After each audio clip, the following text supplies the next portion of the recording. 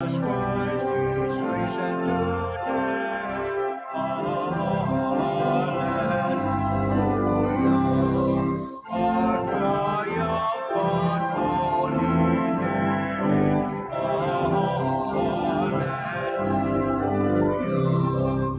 Holy ones upon the cross. Hallelujah. Suffer to redeem our loss. Hallelujah.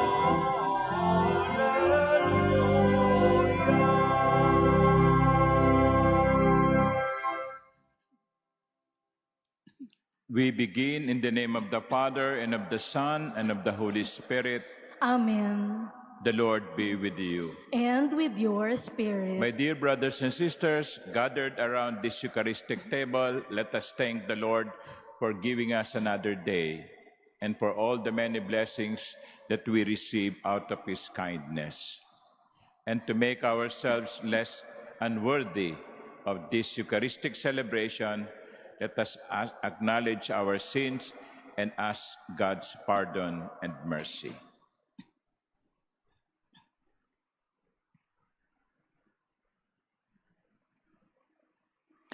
Lord Jesus, you came to reconcile us to the Father and to one another.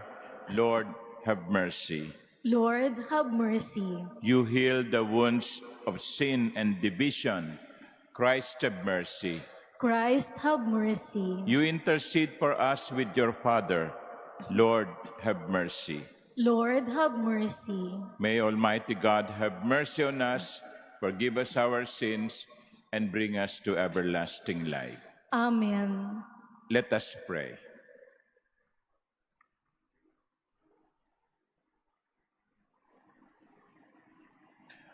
Grant, we pray, Almighty God, that we who have celebrated the Paschal festivities may, by your gift, hold fast to them in the way that we live our lives.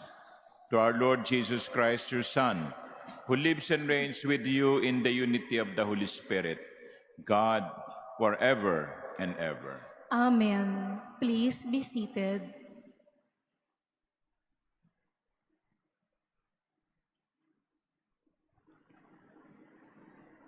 A reading from the Acts of the Apostles. When he entered Rome, Paul was allowed to live by himself with a soldier who was guarding him. 3 days later, he called together the leaders of the Jews. When they had gathered, he said to them, "My brothers, although I had done nothing against our people or our ancestral customs, I was handed over to the Romans as a prisoner from Jerusalem. After trying my case, the Romans wanted to release me because they found nothing against me deserving the death penalty.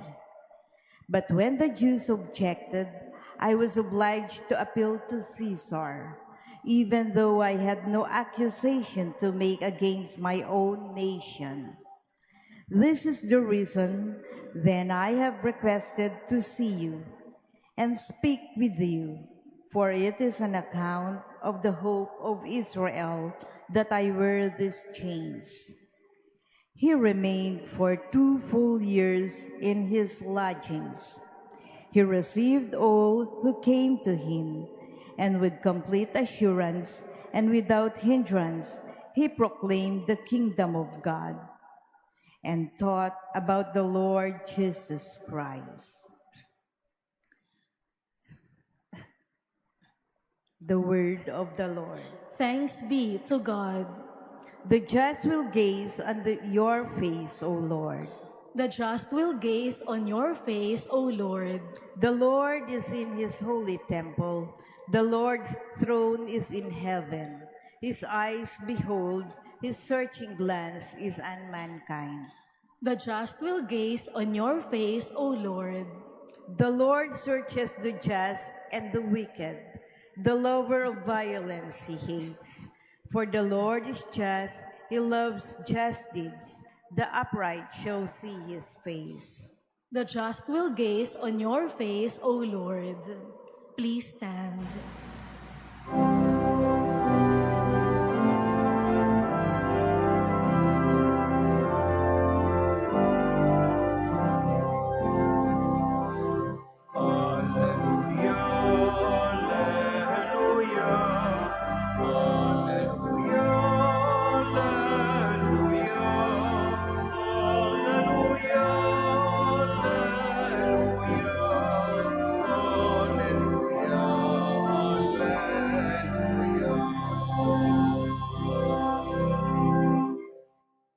I will send to you the Spirit of truth, says the Lord. He will guide you to all truth.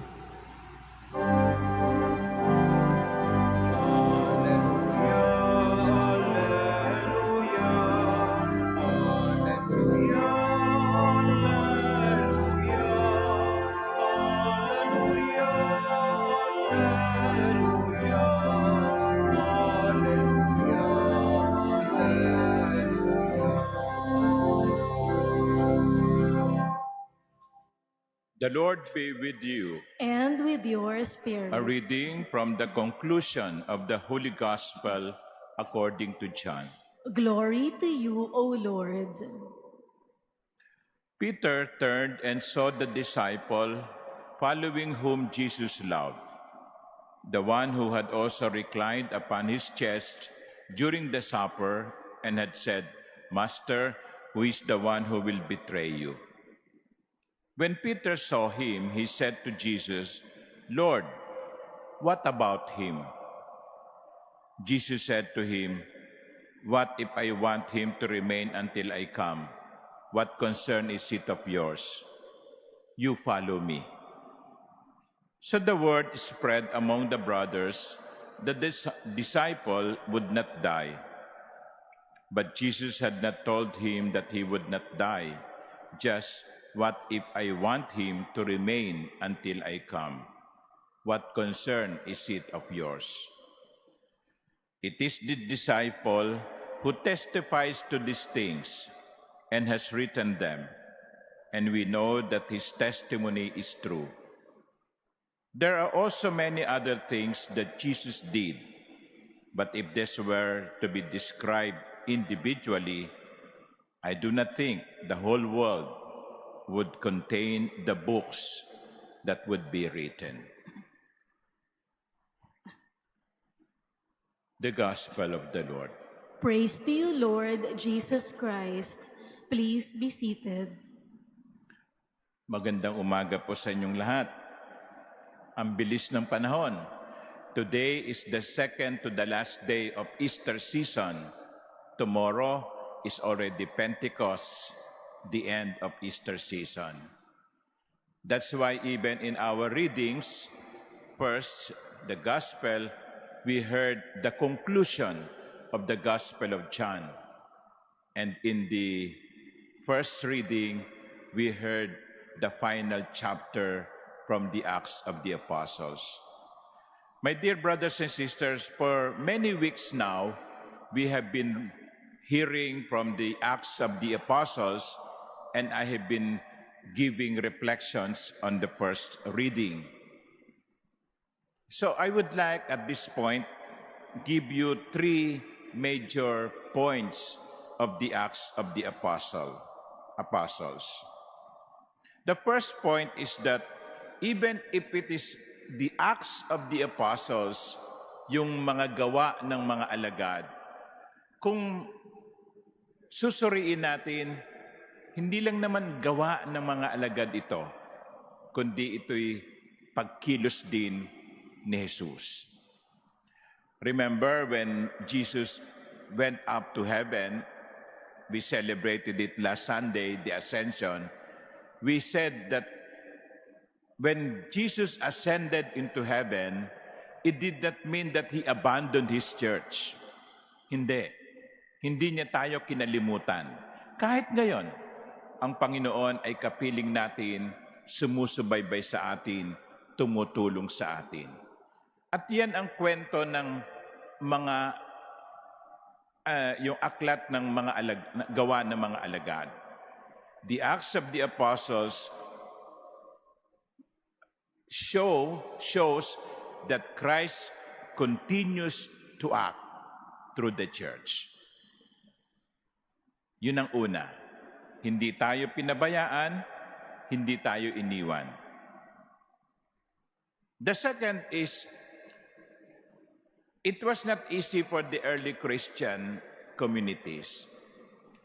It was not easy for the disciples, for the apostles. Paul and Peter and other disciples experienced arrests, imprisonment, persecution, misunderstandings, threats, rejections. Naranasan yan ng mga alagad. Narinig natin kung paanong sa kanilang pangangaral, may mga hindi naniwala, may mga tumanggi. At dahil dito, sila'y inusig. But you see, also, even if these are present, the Holy Spirit did not abandon them. The Lord Jesus, the risen Christ, did not leave them by themselves. Kaya nga, hindi ba sa mga nagdaang linggo, narinig natin yung mga salita ng Panginoon, do not be afraid. Take courage. The Holy Spirit will teach you what to say. So, dun din po sa buhay natin, mga minamahal kong kapatid, kahit ngayon, marami tayong pinagdaraanan, marami tayong pagsubok na hinaharap, maraming problema, pero ang mensahe sa atin ng aklat ng mga gawa ng mga apostol ay ito: huwag kayo masiraan ng loob. Kasama ninyo ang Panginoon. Kasama ninyo ang Espiritu Santo. I hope, my dear brothers and sisters, with these assuring words, we will be able to face the challenges with courage.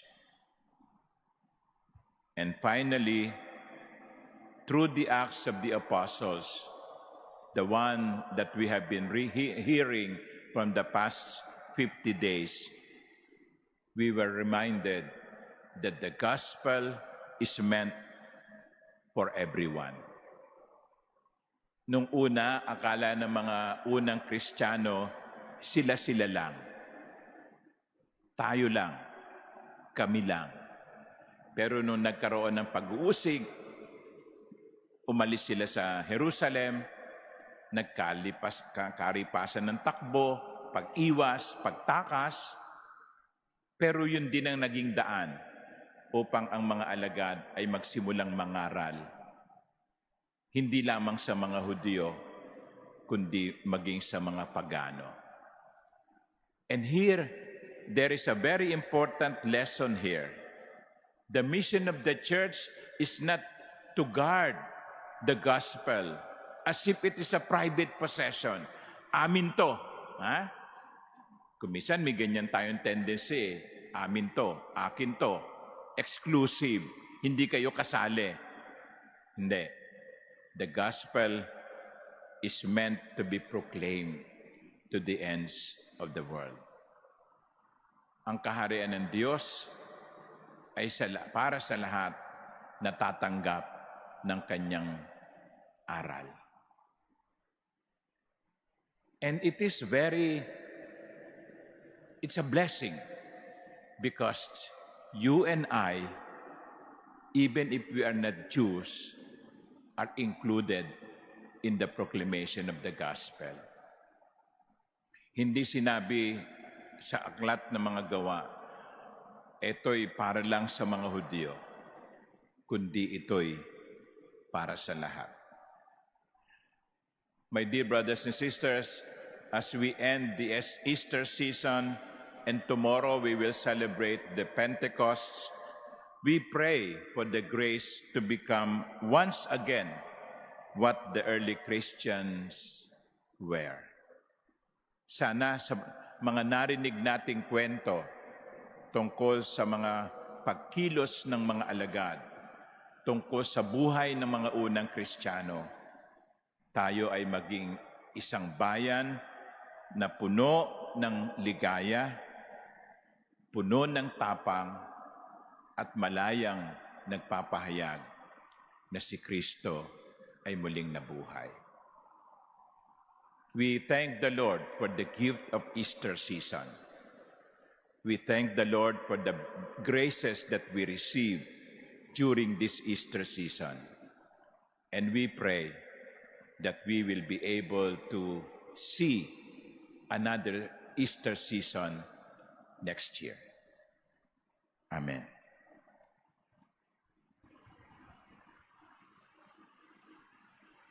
Please stand.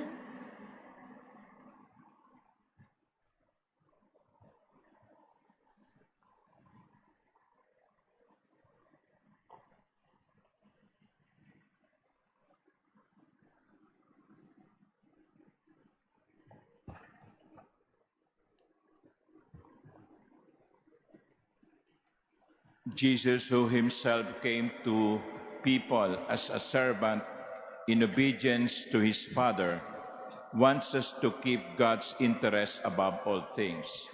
And so, to every petition, our response would be, Lord, hear our prayer. Lord, hear our prayer. That the leaders of the Church may be true servants acting with the same concern that Christ showed to his apostles. Let us pray to the Lord. Lord, hear our prayer. That government leaders may be faithful to their commitments and fulfill their duties in the spirit of love and service. Let us pray to the Lord. Lord, hear our prayer. That those who experience difficulties may receive strength from the Holy Spirit. Let us pray to the Lord. Lord, hear our prayer. That the sick may realize that their suffering undertaken in union with Christ can be turned into blessing. Let us pray to the Lord. Lord, hear our prayer. We earnestly pray for peace in the Middle East and the world. May God purify the world of all violence, greed, and misuse of power that brings suffering and death to many. Let us pray to the Lord. Lord, hear our prayer. We pray for those who suffer because of the scourge of war, that peace may be granted to them soon, and may every people live in tranquility and freedom. Let us pray to the Lord. Lord, hear our prayer. That deceased relatives and friends may enjoy the peace in God's eternal home. Let us pray to the Lord. Lord, hear our prayer. Father, your Son placed your interest above all else, even to the extent of suffering for humankind. Grant that we may always honor him by making him most important in our lives. We ask this through Christ our Lord. Amen. Please be seated.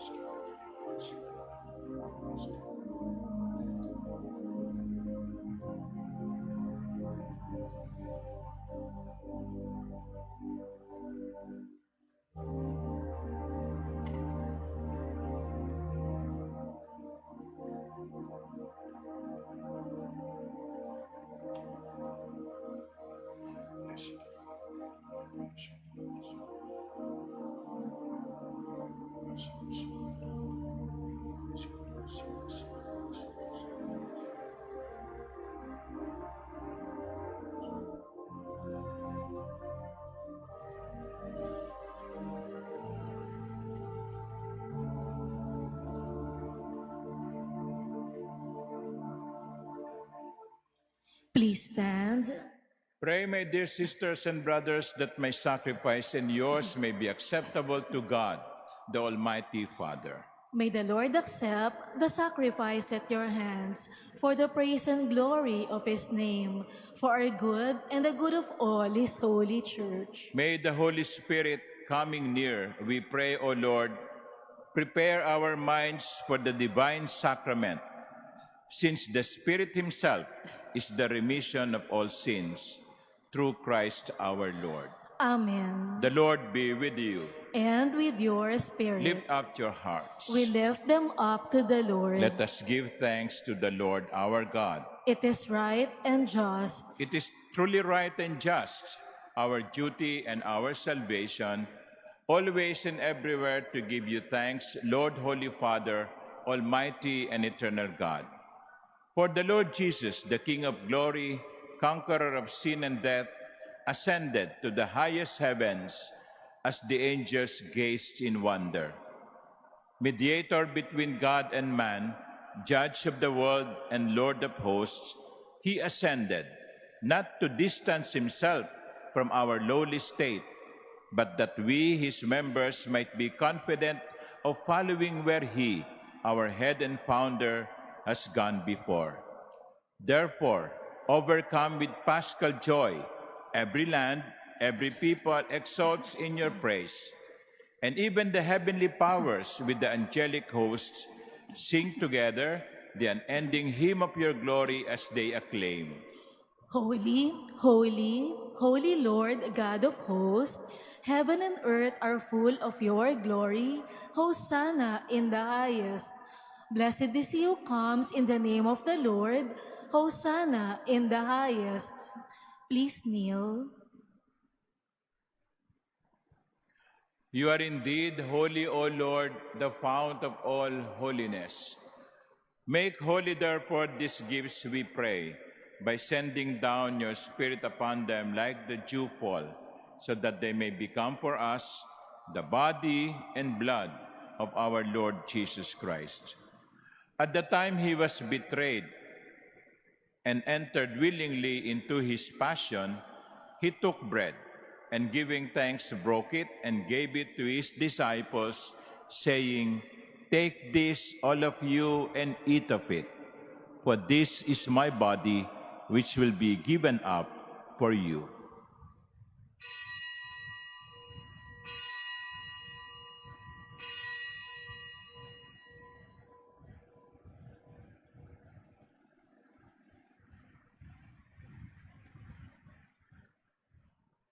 In a similar way, when supper was ended, he took the chalice, and once more giving thanks, he gave it to his disciples, saying, "Take this, all of you, and drink from it.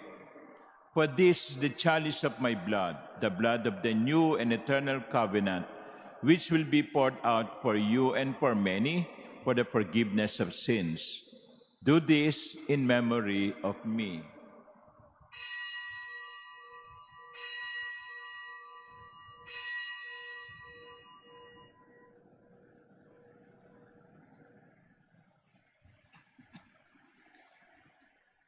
Please stand. The mystery of faith. When we eat this bread and drink this cup, we proclaim your death, O Lord, until you come again. Therefore, as we celebrate the memorial of his death and resurrection, we offer you, Lord, the bread of life and the chalice of salvation, giving thanks that you have held us worthy to be in your presence and minister to you. Humbly we pray that partaking of the body and blood of Christ, we may be gathered into one by the Holy Spirit. Remember, Lord, your church spread throughout the world and bring her to the fullness of charity, together with Leo, our Pope, and Jose, our Bishop, and all the clergy. Remember also our brothers and sisters who have fallen asleep in the hope of the resurrection, and all who have died in your mercy. Welcome them into the light of your face. Have mercy on us all, we pray, that with the Blessed Virgin Mary, Mother of God, with blessed Joseph, her spouse, with the blessed apostles and all the saints who have pleased you throughout the ages, we may merit to be co-heirs to eternal life and may praise and glorify you through your Son, Jesus Christ. Through him and with him and in him, O God, Almighty Father, in the unity of the Holy Spirit, all glory and honor is yours forever and ever.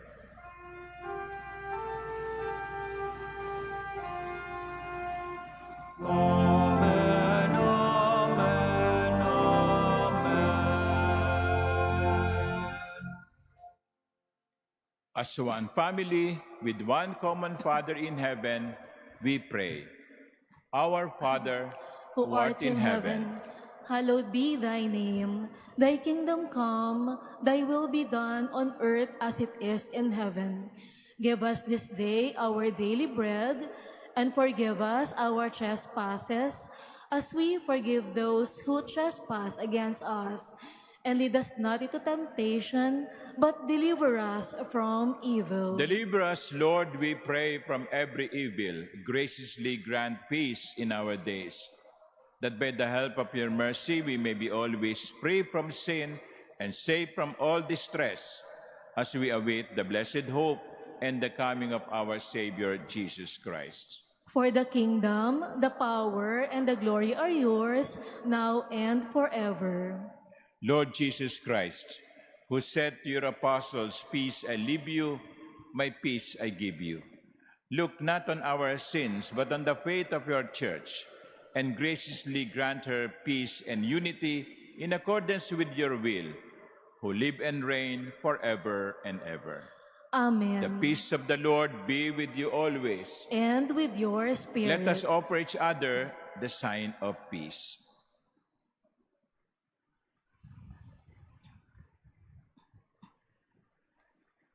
Lamb of God, you take away the sins of the world, have mercy on us.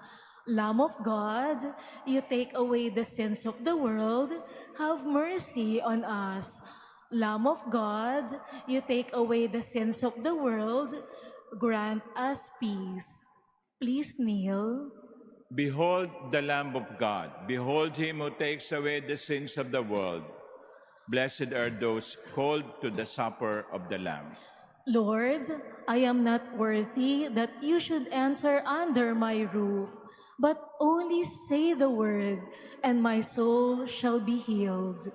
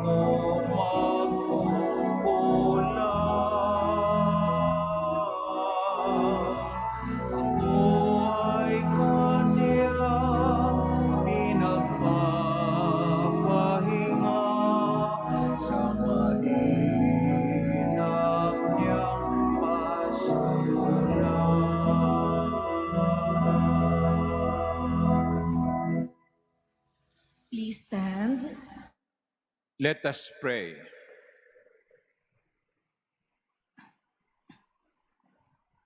Hear in your compassion our prayers, O Lord, that as we have been brought from things of the past to new mysteries, so with former ways left behind, we may be made new in holiness of mind, through Christ our Lord. Amen. The Lord be with you, And with your spirit. and may Almighty God bless you, the Father, and the Son, and the Holy Spirit. Amen. The Eucharist has been offered. Go in the peace of Christ. Thanks be to God.